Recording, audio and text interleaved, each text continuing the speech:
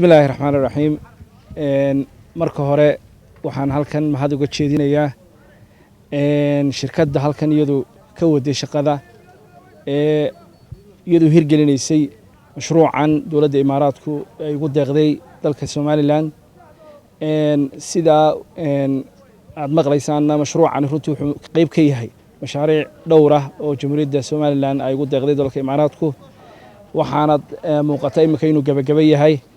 aad iyo aadna waxa mahad koowaad leh dawladda Imaaraadka runtii ah saaxiibka koowaad ee leenahay imika mar walba oo baahi timaado haday abaar tahay iyo haday horumar tahayba ina garab taagan oo mahad celinaynaa waxaan kaloo mahad celinaynaa iyagu dadka community-ga ah ee halkan degan ee sida wacan ee qalbiga furan u soo dhaweeyay mashruucan ee la shaqeeya ee haraya habeenba gaashaanka u ah